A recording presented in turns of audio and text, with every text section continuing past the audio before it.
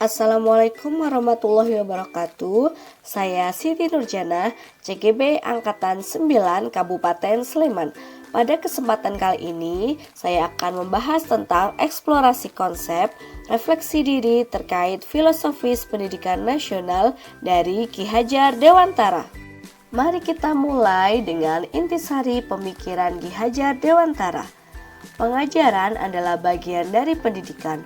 Pengajaran merupakan proses pendidikan dalam memberi ilmu atau berfaedah untuk kecakapan hidup anak secara lahir dan batin.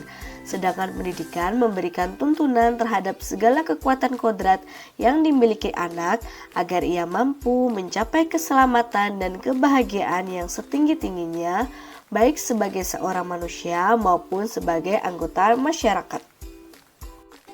Bapak Ki Hajar Dewantara mengemukakan bahwa pendidikan dan pengajaran merupakan usaha persiapan dan persediaan untuk segala kepentingan hidup manusia, baik dalam hidup bermasyarakat maupun hidup berbudaya dalam arti yang seluas-luasnya.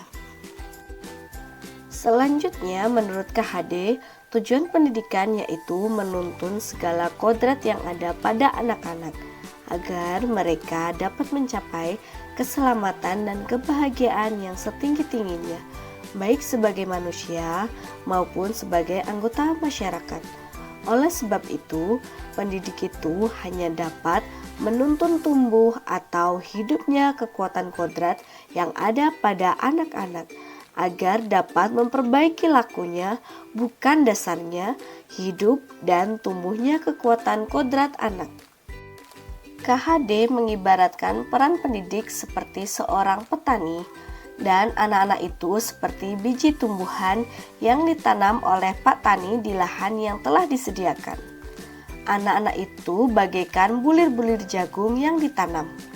Bila biji jagung ditempatkan di tanah yang subur, diberi pupuk, dengan mendapatkan sinar matahari dan pengairan yang baik, maka meskipun biji jagung adalah bibit jagung yang kurang berkualitas, dapat tumbuh dengan baik karena perhatian dan perawatan dari Pak Tani. Demikian sebaliknya, meskipun biji jagung merupakan bibit berkualitas baik, namun tumbuh di tanah yang gersang dan tidak mendapatkan pengairan serta cahaya matahari dan tangan dingin Pak Tani, maka biji jagung itu mungkin tumbuh namun tidak akan optimal. Dasar pendidikan anak berhubungan dengan kodrat alam dan kodrat zaman. Menurut KHD, dalam melakukan pembaharuan yang terpadu, hendaknya selalu diingat bahwa segala kepentingan anak-anak didik, baik mengenai hidup diri pribadinya maupun hidup kemasyarakatannya, jangan sampai meninggalkan segala kepentingan yang berhubungan dengan kodrat keadaan, baik pada alam maupun zaman. Sementara itu, segala bentuk, isi, dan irama, yakni cara mewujudkannya, hidup dan penghidupannya seperti demikian, hendaknya selalu disesuaikan dengan dasar-dasar dan asas-asas hidup kebangsaan yang bernilai dan tidak bertentangan dengan sifat-sifat kemanusiaan. Pendidikan anak sejatinya menuntun anak mencapai kekuatan kodratnya sesuai dengan alam dan zaman. Bila melihat dari kodrat zaman, pendidikan saat ini menekankan pada kemampuan anak untuk memiliki keterampilan abad ke-21. Cara belajar anak saat ini berbeda dengan cara belajar anak tahun 90-an.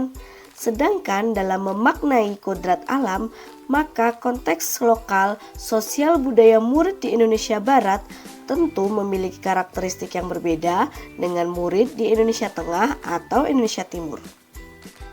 Sebagai pembelajar, saya memberikan pengajaran sekaligus pendidikan, menuntun yang mengarahkan, memotivasi dan memfasilitasi anak didik, serta mendidik dengan hati. Sekian dan terima kasih.